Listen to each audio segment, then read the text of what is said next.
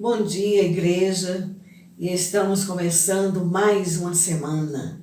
E desejo que as bênçãos do Senhor Jesus transbordem na vida de todos, trazendo saúde, paz, sabedoria, fé e muito amor. Louvado seja Deus. Vamos orar? Vamos falar com Deus? Deus, eterno Pai, te louvo, te agradeço por mais um amanhecer, pelo sono reparador e por estarmos, Senhor, aqui juntos, como igreja tua, reunidas no teu nome, na tua presença. Abençoe esse estudo bíblico, seja com a pessoa que vai ministrar a tua palavra e que possamos, Pai, compreender e que sejamos edificados para a honra e glória do teu nome. Amém. Amém, queridos. Façamos a leitura bíblica no Salmo 134. Diz assim a palavra do Senhor para nós nesta manhã.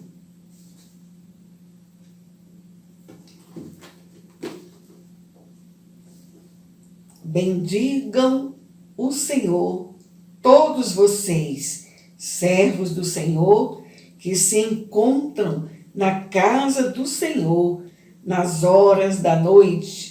Levantem as mãos para o santuário e bendigam o Senhor, que de Sião, o Senhor que fez o céu e a terra, abençoe você.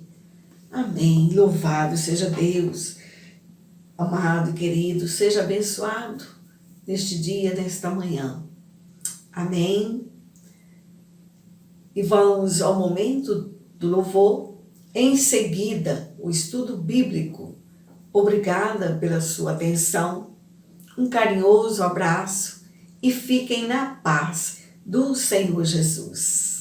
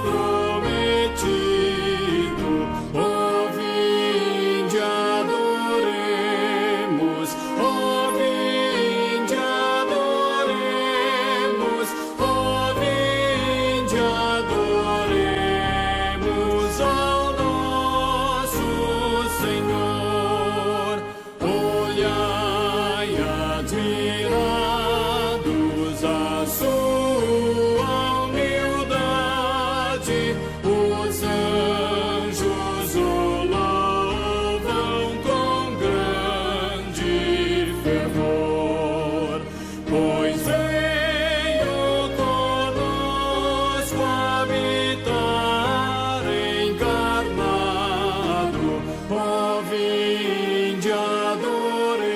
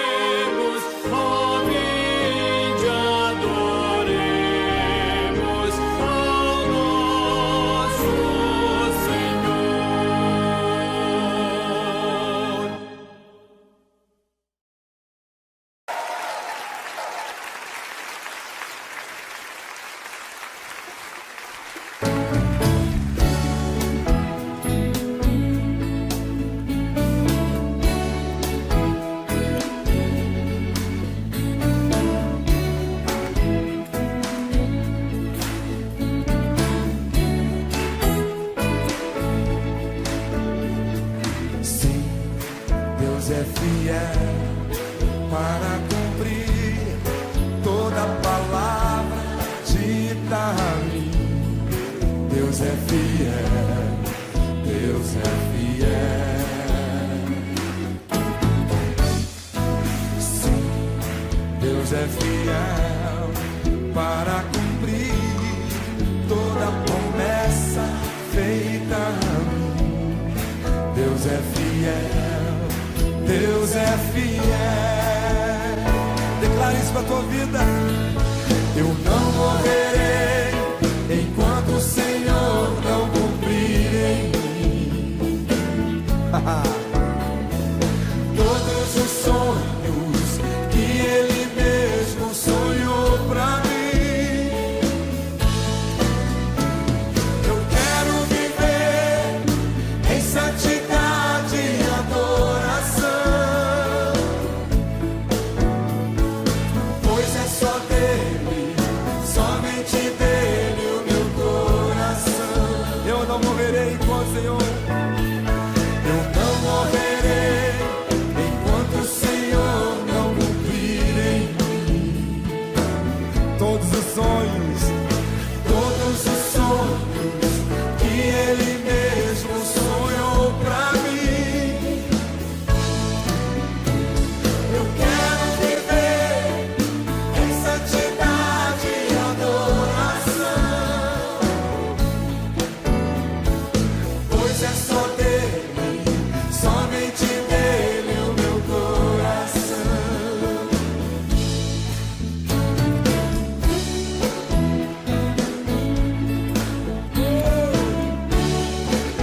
Ele é o Deus de promessas.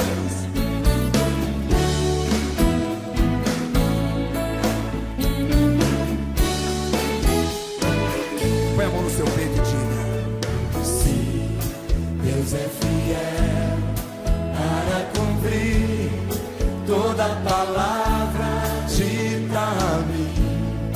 Deus é fiel, Deus é fiel. Sim, Deus é fiel para cumprir toda promessa feita a mim. Deus é fiel, Deus é fiel. Não morrerei enquanto o Senhor não cumprir em mim todos os sonhos que Ele mesmo sonhou pra mim. Eu quero viver em santidade e adoração, pois é só dele, somente dele o meu coração. Cante seu irmão isso agora. Tu não morrerás, tu não morrerás enquanto o Senhor não cumprir em ti todos os sonhos que Ele mesmo sonhou pra ti. Então viverás em santidade. Então viverás em santidade e adoração, pois é só dele, pois é só dele, somente dele o teu coração. Pois é só dele, somente dele, pois é só dele, somente dele o teu coração. Pois é só dele, somente dele, pois é só dele, somente dele o teu coração.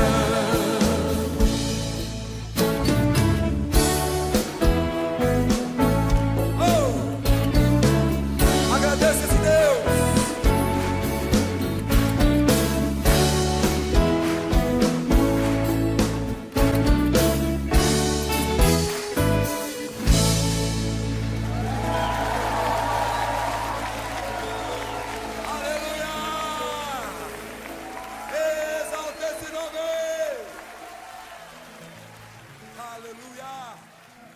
Grande é o Senhor.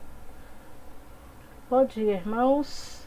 Que a paz de nosso Senhor Jesus Cristo esteja com vocês nessa manhã.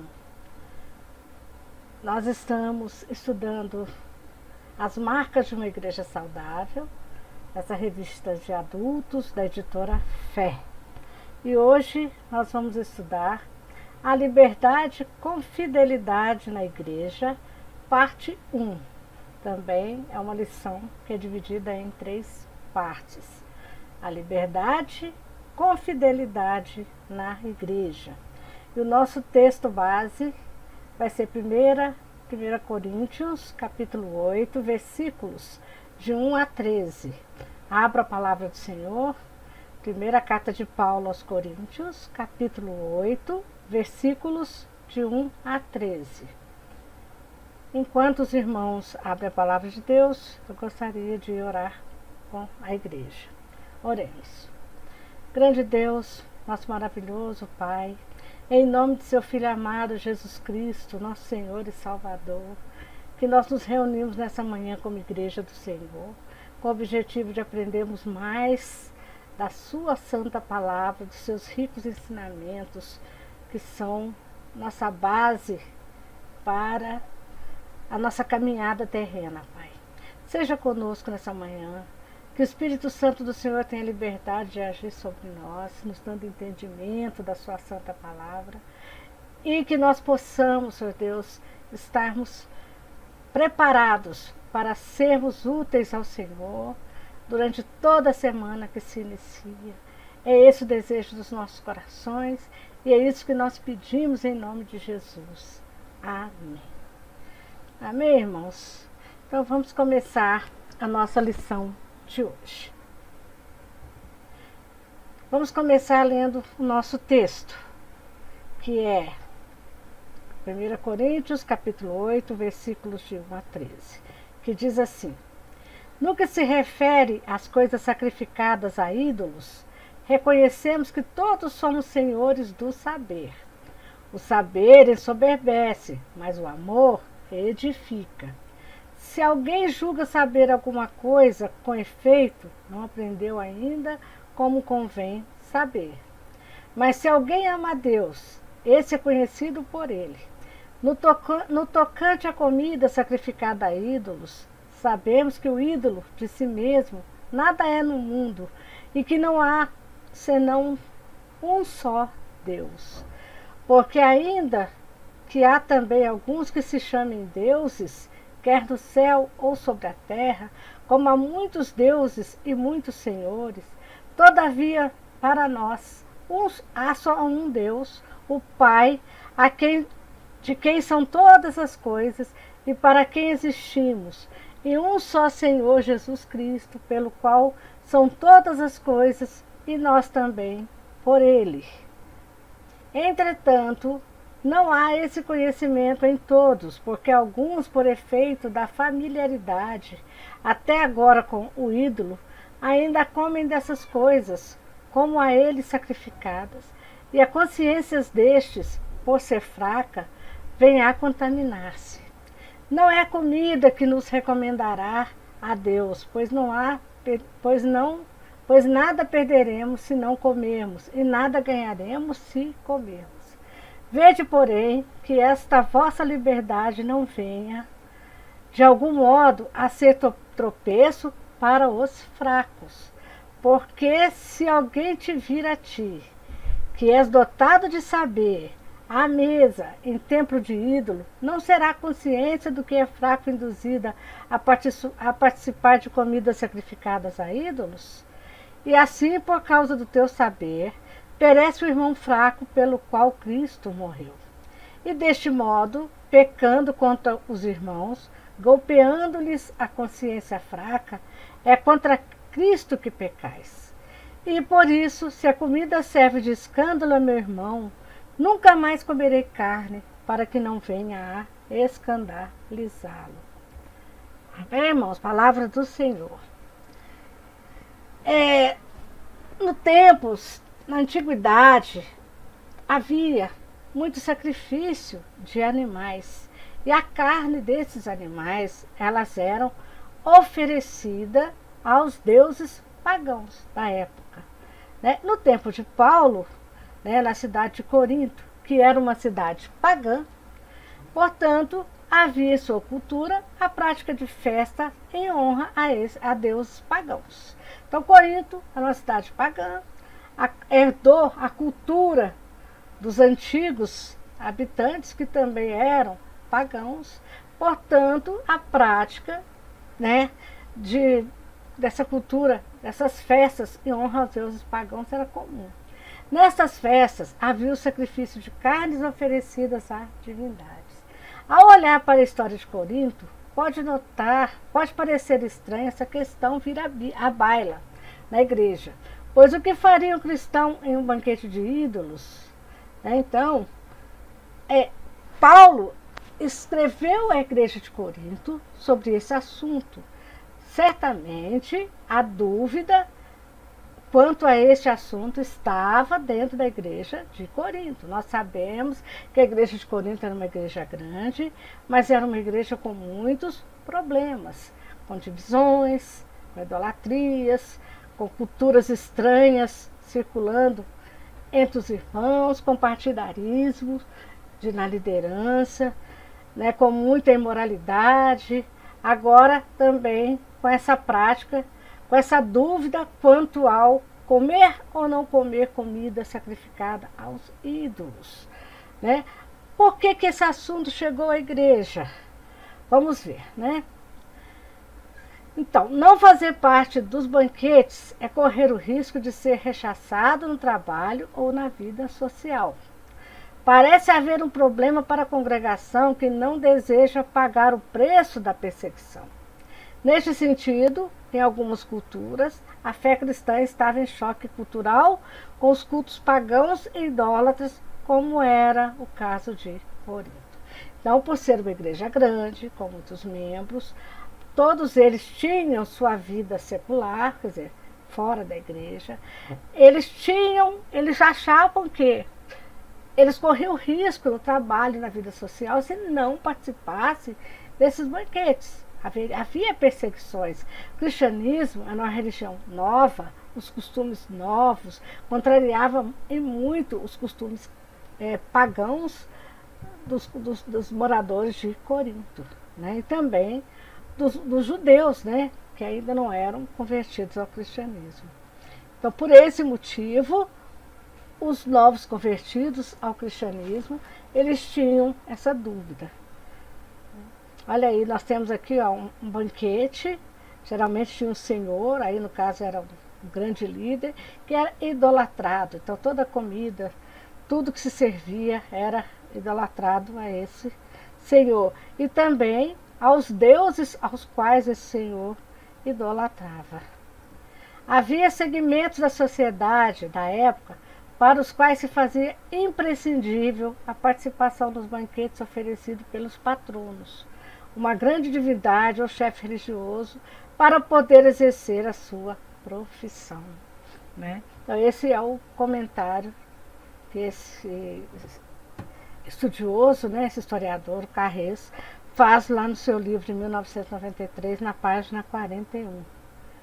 E ele ainda fala mais. Nos sacrifícios oferecidos aos deuses pagãos, as carnes sacrificadas compreendiam duas partes. Uma usada no sacrifício e quase sempre consumida por aqueles que a ofereciam. A outra era o excedente, deixado à disposição dos sacerdotes, que revendiam ou mandavam revendê-la no mercado. Ainda tinha mais esse agravante. As carnes oferecidas nesses banquetes, quando sobravam, elas eram revendidas para os mercados, que revendiam para as pessoas. Os judeus abominavam todo esse paganismo. Entrar em um tempo pagão os manchava. Para eles, não se punha em nenhum caso a questão de participar do banquete sacrificial pagão, fosse qual fosse o motivo. Além disso, os animais sacrificados podiam não corresponder às prescrições alimentares levíticas. Era também proibido aos judeus comer dessas carnes em suas casas, se as tivessem comprado no mercado. Então, ainda tinha esse maior agravante, né? Se comprasse a carne no mercado, como é que eles iam saber que a carne que eles estavam comprando era ou não sacrificada aos ídolos? Então eles não comiam carne, se vestiam de carne para não, a menos que fosse de um animal criado por eles, que eles sabiam que a carne era pura, para que não os manchasse, religiosamente falando, né, os judeus. O problema em Corinto, portanto, é um choque cultural entre a religião judaico-cristã, que não acreditava nas divindades, e a vida religiosa da cidade de Corinto, que é pagã. Como afirmado, para um cristão judeu que se converter ao cristianismo, era algo extremamente impensável participar de um banquete onde um animal impuro, como porco, fosse sacrificado a uma divindade pagã. O conflito na igreja de Corinto, expresso no capítulo 8, é a participação de alguns de seus membros nestes banquetes pagãos, ou a ingestão de carne sacrificada aos ídolos por ocasião de sua aquisição no mercado. Então é isso que Paulo vai esclarecer para os irmãos que estavam preocupados com essa situação na igreja de Corinto. O cristão, um judeu convertido ao cristianismo, hoje um cristão, ele pode comer ou não pode comer? Ele participa ou não participa dessas festividades, dessas comidas consagradas aos ídolos?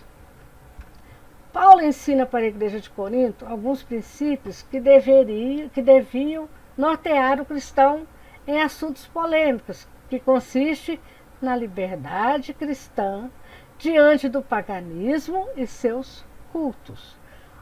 O cristão é livre para participar, inclusive de banquetes pagãos, mas a sua liberdade não pode estar acima do amor cristão.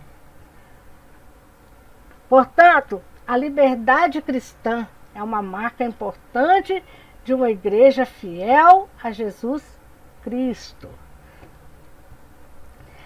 O conhecimento e o amor.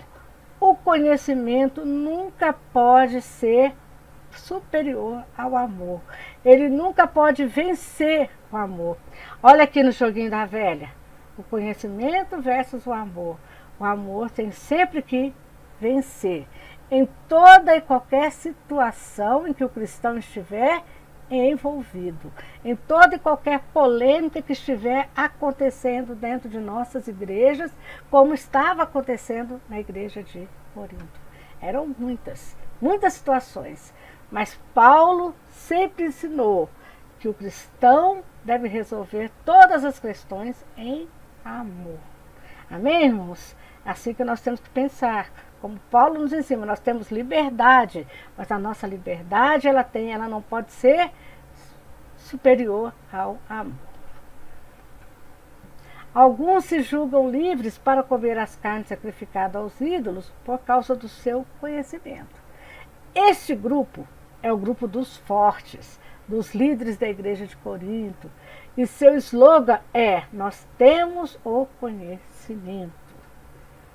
Pode ser que este grupo tenha também outro slogan que já foi repetido por Paulo: tudo me é lícito. Então, lá em 1 Coríntios, capítulo 6, versículo 12, diz: todas as coisas me são lícitas, mas nem todas convêm. Todas as coisas me são lícitas, mas eu não me deixarei dominar por nenhuma delas. Então, a liberdade cristã, tem seus limites. Tudo nós podemos, porque nós temos o conhecimento da palavra de Deus, dos ensinos de Jesus, confirmados pelo Espírito Santo de Deus que habita em nós. Nós temos conhecimento do que é certo, do que é errado, do que é agradável e do que não é agradável a Deus, do que ofende e do que não ofende o meu irmão, do que é feito por amor e pelo que não é. Então, todas as coisas me são lícitas, mas nem todas me convêm, porque às vezes essa coisa não é agradável a Deus, né? E todas as coisas me são lícitas, mas eu não me deixarei dominar por nenhuma delas. Nada pode tirar a liberdade, escravizar um servo de Deus, um cristão. Vício nenhum, manias nenhuma, medos nenhum. Somente o amor de Cristo é que tem que estar no coração do cristão, na mente do cristão. Amém, irmãos? Todos pensam assim? Esse grupo que tem o conhecimento é o grupo gnóstico. Sabemos que a palavra conhecimento no Novo Testamento é quase um termo técnico para fazer referência a um grupo que participa de uma religiosidade, quer dizer, uma religião de mistério, que julga ser a razão e o conhecimento dos mistérios do universo uma porta aberta para Deus. Esse mesmo grupo diz que o mais importante é o conhecimento e não o comportamento das pessoas. Portanto, esse mesmo grupo na igreja de Corinto compreende que o relacionamento com uma prostituta não interfere na vida cristã, ou que o rapaz que está morando com a madrasta, quer dizer, mulher do seu pai, não desagrada a Deus. Esse grupo também, que chamavam-se gnósticos, estavam infiltrados, fazendo parte na igreja de Corinto.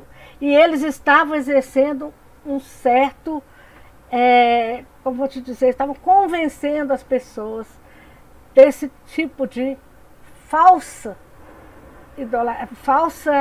doutrina. Porque não é isso que Jesus ensinou, não é isso que a palavra de Deus nos ensina, né?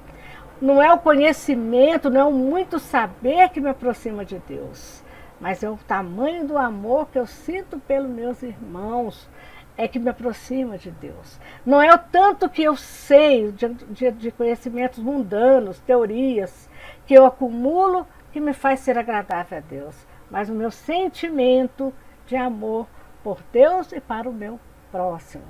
Então, nós sabemos que se eu me relaciono com uma prostituta praticante, esse relacionamento não é saudável. Se eu relaciono com um filho que mora com a mulher do pai, com a madrasta, não é agradável a Deus. Isso não posso aceitar, não pode estar dentro da igreja.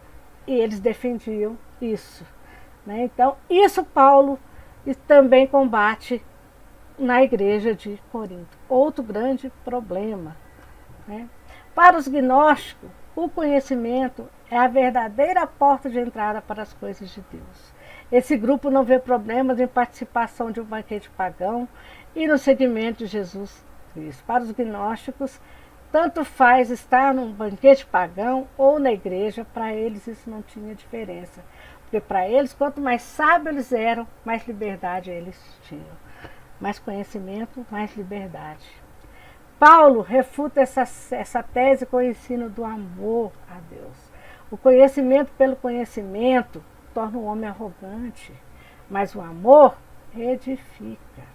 O amor é a obediência, a entrega, o radicalismo da fé em Jesus Cristo. No livro de Deuteronômio está escrito: amarás o Senhor teu Deus, capítulo 6, versículos 4 a 5. Lá em Levítico, capítulo 19, versículo 18 diz: amarás ao teu próximo como a ti mesmo. Desde o começo, lá no Antigo Testamento, no Pentateuco, o amor já era ensinado, né? E devemos amar ao Senhor Deus e amar ao nosso próximo. Valorizar as pessoas. Portanto, o amor tem uma esfera pessoal com a divindade e um movimento em direção ao próximo e à comunidade cristã. Ser conhecido por Deus é mais importante do que conhecer os mistérios mais secretos do universo. Depois, eles falam também do conhecimento e a fé. Paulo fala isso lá nos versículos, no texto que nós lemos, né? 1 Coríntios 8, nos versículos de 4 a 6, Paulo fala sobre o conhecimento e a fé. Ele diz o seguinte: Paulo ensina algo importante para os coríntios. O conhecimento não deve levar a pessoa à arrogância e à idolatria, mas a fé verdadeira no Deus único e verdadeiro, o Pai e o Senhor Jesus Cristo. Para isso serve o conhecimento filtrado nos ensinamentos de Jesus Cristo, na palavra de Deus, aquele que nos leva a adquirir o amor, aquele que nos leva a ter aquela fé verdadeira no único e verdadeiro Deus. No versículo 4, Paulo diz que o ídolo não é nada. O ídolo é apenas uma criação da mente do ser humano, por mais bem intencionada que seja. Portanto, quem oferece um sacrifício a um ídolo está cultuando o vazio, o inexistente, o nada, o próprio ser humano. E, gente, hoje, infelizmente, a gente vê tanta gente ao nosso derredor cultuando ídolos, dando importância a quem não merece e desprezando o amor de Deus. Né? Então, infelizmente, esse culto idólatra que tinha na igreja de Corinto ainda existe nas nossas igrejas. É só abrirmos os olhos e observarmos. Né? É muita idolatria. E quem está idolatrando homens, quem está idolatrando coisas, está idolatrando um nada, um vazio, fruto da sua imaginação. Não tem valor nenhum. Olha só, uma deusa, né?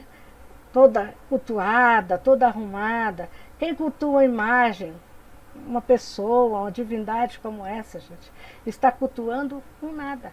Está perdendo tempo, energia, deixando de cultuar ao verdadeiro Deus. Isso é obra do inimigo, que desvia a mente das pessoas fracas para as coisas mundanas, evitando assim que elas se voltem para o verdadeiro Deus, o único, que é nosso Senhor, Deus Pai de Jesus Cristo.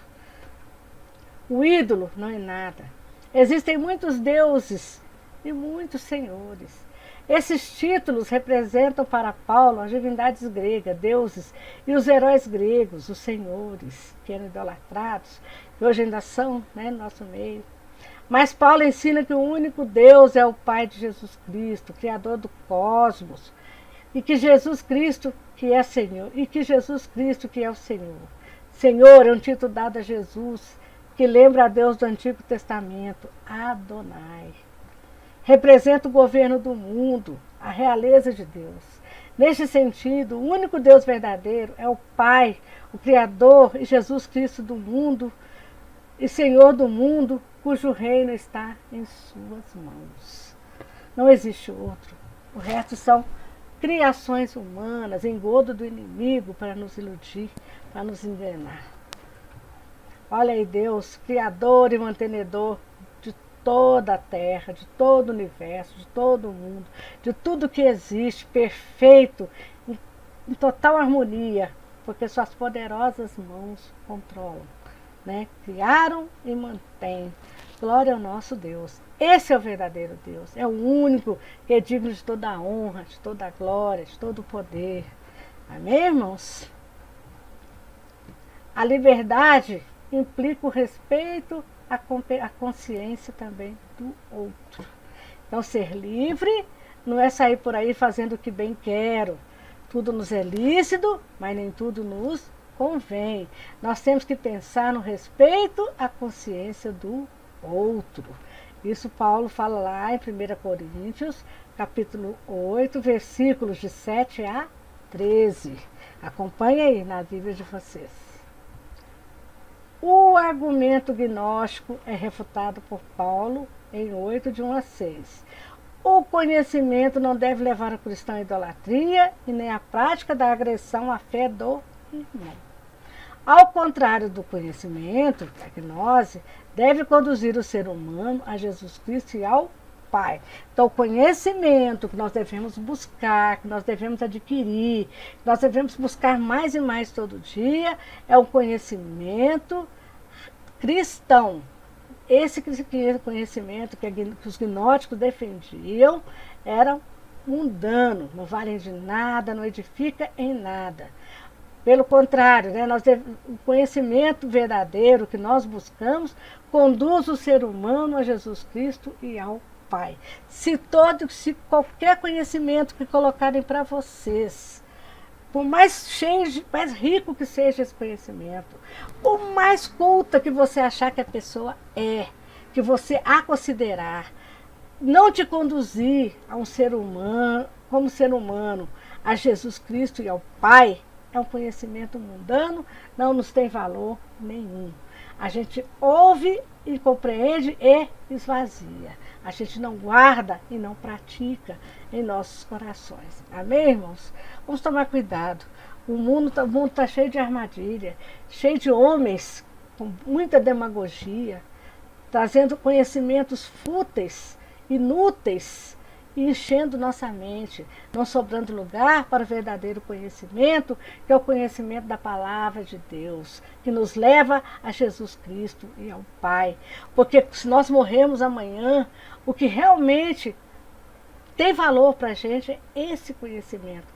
O resto vai ser enterrado com a nossa carne, porque nós somos dicotômicos, nós somos feitos de corpo e alma.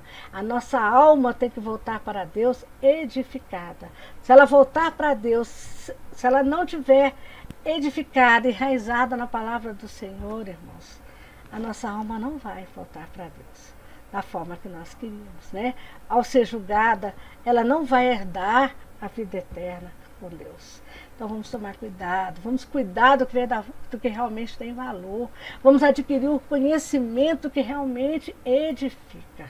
Amém? Se no versículo 1, Paulo diz que nós temos o conhecimento, lá em 8,7, reconsidera sua visão ao dizer, mas nem todos têm o conhecimento. Vou tomar uma aguinha aqui, irmãos, espera aí.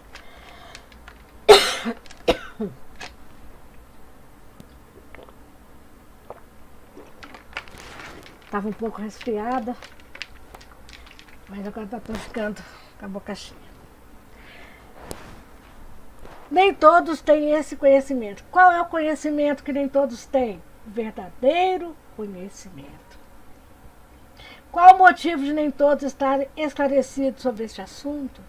Paulo tem duas respostas. Por causa do hábito de alguns em participar dos cultos pagãos e por causa da concepção que alguns têm sobre os ídolos. Então, muitos estavam dentro da igreja cristã, já tinham sido convertidos, mas ainda não tinham conseguido largar o hábito de participar dos cultos pagãos e ainda de adorar certos ídolos ou senhores. Né, falsos deuses, falsos senhores. Né? Por quê? Porque tudo é um processo, irmãos, é um processo. Alguns têm um encontro pessoal com Cristo e se convertem rapidamente. Outros, com o ouvir da palavra, com verdadeiro conhecimento sendo adquirido, através das escolas dominicais, através dos cultos ao Senhor, através do estudo da Bíblia, eles vão aos poucos compreendendo e se desfazendo de crenças que trouxeram, hábitos que trouxeram a vida inteira com eles até aquele momento. Né? Mas o Espírito Santo de Deus é poderoso, ele consegue apagar tudo isso do coração do verdadeiro crente, daqueles que amam a Deus, aqueles que amam Jesus Cristo. Os ídolos são deuses, ou seja, diante de Deus de Israel não existe. Eles só são deuses para os que não têm conhecimento do Deus de Israel. Só existe um único Deus. Essa concepção é parte da teologia dos fortes. Porém, o que está em jogo não é o conhecimento, e sim o amor. Se eu já tenho um grau, uma maturidade cristã forte, se eu já tenho condições de compreender e me afastar de toda e qualquer idolatria, de todo e qualquer deuses, falsos deuses, de todo e qualquer ritual do paganismo, se eu já sou um crente forte na fé, né, esse conhecimento eu tenho que administrar com amor para com os irmãos que ainda estão fracos na fé. Amém? Eu tenho que ser usada pelo Espírito Santo de Deus para ajudar esses irmãozinhos e não para escandalizá-los. para derrubá-los, para afastá-lo da igreja do Senhor Jesus. Amém? Então, o conhecimento deixa o ser humano arrogante, mas o amor edifica. O argumento teológico de que o ídolo não é nada em si mesmo, portanto, o comer carne sacrificada ao ídolo não leva o ser humano ao pecado, não pode ser superior ao argumento prático e ético de que, se o comer a carne sacrificada ao ídolo escandaliza alguém da comunidade de fé, o crente deve abster de fazê-lo. Então, se eu tenho essa consciência, se para mim consagrar ou não consagrar a carne ao ídolo, para mim não vai fazer diferença, porque o ídolo para mim é nada. Os deuses falsos deuses para mim não são nada. Se não é nada, a carne não foi consagrada a nada, não é pecado que eu a coma. Se eu tenho essa consciência cristã, se para mim, se é assim que eu penso, se para mim isso não é pecado, eu estou livre para comer. Mas se eu tenho um irmãozinho que ainda não conseguiu chegar nessa maturidade, e se para ele comer da carne aos ídolos ainda o escandaliza, não vou fazê-lo. Não enquanto eu estiver com ele, né? Não vou desrespeitá-lo, não vou forçá-lo a comer, não vou tentar convencê-lo à força. Isso não é missão minha. Isso é missão do Espírito Santo de Deus, na hora certa, de acordo com o grau de entendimento, de conhecimento cristão que o meu irmãozinho for adquirindo. Por isso, Paulo escreve de maneira clara: não é a comida que nos recomendará a Deus, pois nada perderemos se comermos e nada ganharemos se comermos. Então, não faz diferença. Vede, porém, que essa vossa liberdade não venha, de algum modo, a ser tropeço para os fracos. Tomemos cuidado, irmãos. Não vamos fazer nada por soberba, para mostrar que eu sou dos fortes, que eu sou do... Não, nada disso. Né? Eu vou observar meu irmão, eu vou acompanhar meu irmão, eu vou discipular meu irmão. E as coisas vão sendo liberadas. Eu vou ganhando minha liberdade a partir do momento que meu irmão também vá sendo liberto de todos os seus hábitos pagãos pelo Espírito Santo de Deus. A liberdade cristã não pode, no ensinamento de Paulo, ser instrumento de opressão. O amor deve edificar a comunidade cristã, pois é o caminho da libertação do ser humano em Cristo. O perigo prático desse comportamento gnóstico é levar o fraco à apostasia. O irmão já está fraquinho na fé. Se ele ainda acredita nisso, vê você fazendo por soberba, olha, eu faço porque eu sou forte, ele vai esfriar mais, acabou. Ele vai se afastar de Jesus Cristo, do caminho da luz, ele vai voltar para as trevas, para o sofrimento. E o amor que eu tenho por esse irmão, jamais eu devo desejar que ele vá por esse caminho, eu tenho que buscá-lo de volta. Não é assim? Jesus morreu pelo fraco na fé. E o saber do forte deve corroborar esta verdade do Evangelho de Cristo e não golpear com a soberba. Amém, irmãos? O pecado contra a consciência do fraco é pecado contra Cristo. Então, vamos tomar cuidado. Não vamos escandalizar o nosso irmãozinho que ainda está fraco na fé, que ainda está adquirindo conhecimento, ainda está no leitinho, porque o Espírito Santo ele vai trabalhar o nosso irmão no tempo dele, da forma que ele achar melhor. E eu vou ser aquele acompanhador, aquele que vai dar força, fortalecer o irmão e não puxá-lo para a apostasia. Paulo, resoluto, decide renunciar à sua liberdade em favor dos fracos, por causa do amor. Paulo, que é forte, está pronto a ser fraco com os fracos. E a se abster de qualquer carne e a renunciar à sua liberdade pessoal para manifestar o amor de Cristo. Olha só, o irmão está vindo lá de baixo, trilhando um caminho tortuoso, um caminho de pedras, porque chegarmos a ter Cristo, né, é um caminho que nós sabemos que o mundo tenta nos impedir de qualquer forma, o mundo tenta colocar obstáculo, o inimigo tenta agir de qualquer maneira para que nós nos desviemos para a direita, para a esquerda. E o irmãozinho está vindo certinho quando ele chega na gente. Nós não podemos ser essa pedra maior, difícil de ser pulada, que vai fazer com que ele caia e que ele volte do começo. Nós não podemos ser uma pedra de tropeço, nós temos que ser uma pedra que vá nivelar o caminho do irmão. Amém, irmãos? É uma responsabilidade muito grande para nós que somos fortes na fé. Paulo se fez fraco para conviver com os fracos. Paulo, que era forte, se fez fraco para ajudar os fracos. E é assim que Deus quer que nós sejamos também, dentro de nossas igrejas. Amém? E nós temos que tomar muito cuidado, porque nós sabemos que existe uma liberdade religiosa, que o mundo é plural. Existem vários tipos de religiões, cultuando milhares e milhares de deuses pagãos, hoje em dia.